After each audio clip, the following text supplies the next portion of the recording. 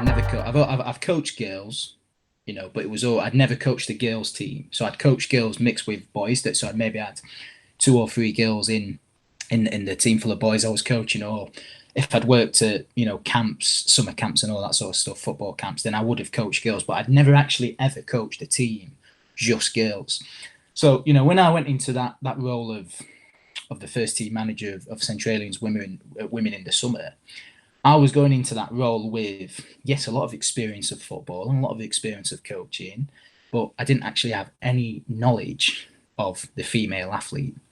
So, I can remember we were a new team and there were a load of players that had never played before, some that had played before but not played for maybe 2 or 3 years, and then a bunch that, were youngsters and had played all their career, or all their life, should we say. But I can remember we played I think it was our second league game of the season. And I think we were 3-1 up at half time, cruising, really cruising. So, I'm going, well, this is fantastic. Everyone's watching me.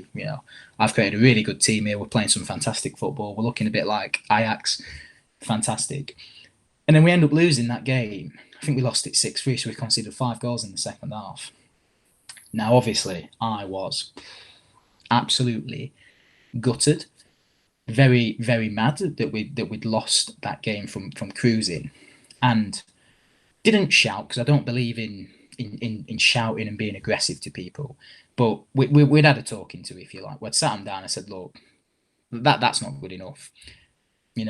How can you let that result go? I would question if some of you are here to win. I would question if some of you are, are you wanting to win? What are you here for? And me ranting all a bit. Now, I'd been in that situation as a player loads, a lot worse than that, by the way.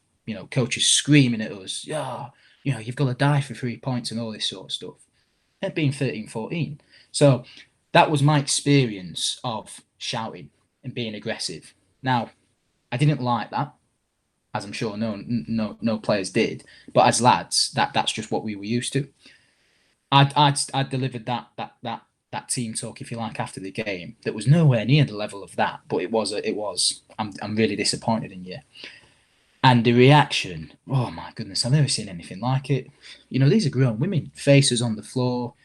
They couldn't look at me, they couldn't speak to me. It carried on into the next session. Everyone was so upset. It actually carried on into the next game. Everyone was just so gutted. It was like someone had burst our balloon. And I just could not believe the dramatic effect of what that team talk had had. Because for me as a player, when I was playing, with young boys, or even when I've played open age, yeah, you get, as we call in this country, a bollocking, and then you just get on with it. But with them women, they took it back into the personal lives, into the university all week, or into the work or whatever.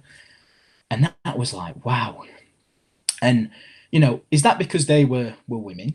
Is that because they were women, or is that because you think about women's football in England, it's only really took off in the last 20 years. So girls aren't coming through those same environments that boys do, and so maybe it's more understanding that their backgrounds rather than the fact that it's a difference between how you talk to women and how you talk to men.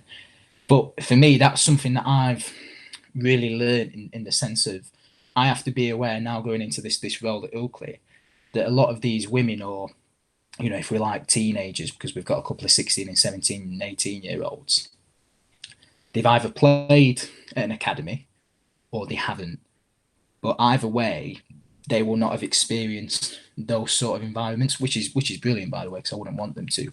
So I need to be aware of what have they experienced before. And actually, if we lose a game, and because I'm really gutted, because obviously I want to win as the manager, and if I go a bit, with my language and the words I'm using I'm really disappointed in you, or I thought you were a disgrace today, or you've not worked hard enough, that actually, because they've not been brought up in the same environment as boys are in England, that really affects them. It really affects you could even go as far as saying their mental health in their home lives. And I can remember a couple messaging me and texting me after that game saying, I'm really sorry. And I'd never known anything like it.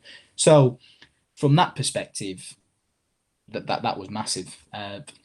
The other one I think I would say was just understanding how the game is played. I think the women's game is just a bit slower pace, and that's not knocking the women's game and saying the men's game superior or anything like that. But naturally it is. And that was another thing for me of, well, why aren't we playing? Why aren't we playing? End to end, quickly, fast stuff? No, because it's a different. It's not a man that I'm used to seeing. It's a woman, and a woman, moves differently, runs differently.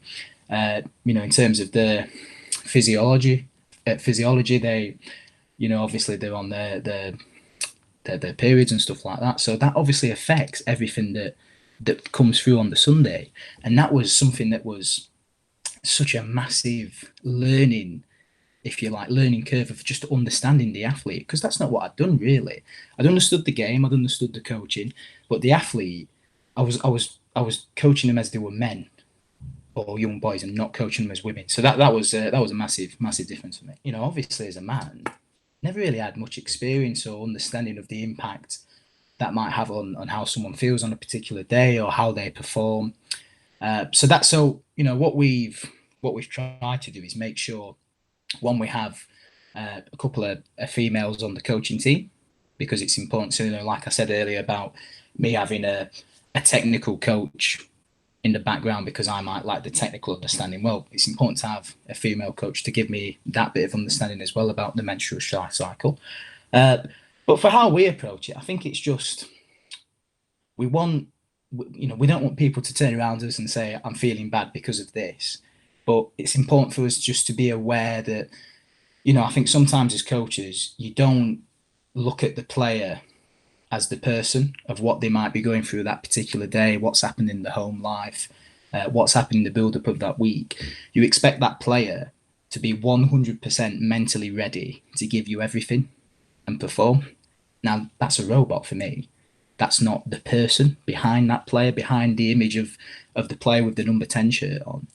So, the way we approach it really is just, I guess, if I've got a player who I've seen give me everything in every single training session and game, but a particular 2 or 3 weeks or whatever, when maybe they're going through this menstrual cycle, it's important for us to go, right, something's happening there. So let's not suddenly, well, what's happening here then? Why aren't you suddenly performing for me? What's your problem? Let's just give them a bit of latitude. But I have to say, and openly as well, is that it's something that we're still actually learning as well to get an understanding of. Like I say, we only had 6 months working with women, so it's something that we're looking to constantly just have a bit more information of. Like I've said to some of the coaches, I'm open to suggestions of what you guys think, because obviously you've been through that yourself. But yeah, I think it's, not just for that reason, but just in general, I think it is important as a coach just to recognise that there's a person behind that player, and there could be a lot of stuff going on in the background that might lead to a particular performance. If you look at the football game over the last 10 years, so 2010 to 2020, well, we've had rule changes of goal line technology. We've had VAR come in that obviously seems to be the topic of everyone's lips at the minute. We've had rule changes to the handball rule this season, particularly in the Premier League. We've had the rule change of now where 2 defenders can come into the keeper's area and we can play the ball out there. So that's 4 rules out of how many changes. I don't want to go over all of them on top of my head, but that obviously impacts how the game is played. So, you look at defenders now, for example, they're having to have the arms behind the back, which, that's not natural. The natural is just to have your arms anywhere, just to go in and try and win that ball with a header or tackle. But it's affecting, 1, their decision making, and 2, the actual ability to do it. Because if I'm going like this, I'm not as flexible enough. So it's difficult for me to jump up or head a ball, or it's more difficult to tackle a ball.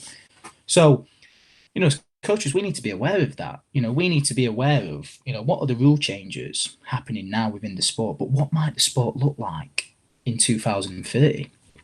So if it was me now in a youth development setting, and I know that, this handball rule that in my opinion is just, crazy and ridiculous, but if that's the rule, and that if that ball touches your hand, even if it's accidentally, it's going to be a penalty or a free kick, then sorry, going into the women's team now, we need to be teaching them how to actually defend in ways that isn't going to expose that, because that could cost us a game. So that's, for me, it's important to understand the difference in rules. So how might the rules change? And obviously we can't predict what's going to happen in 10 years' time, but we might be able to predict what's going to happen next year with, obviously you hear on the news channels or Sky Sports or what's coming out of FIFA, for example, about the changes of these rules.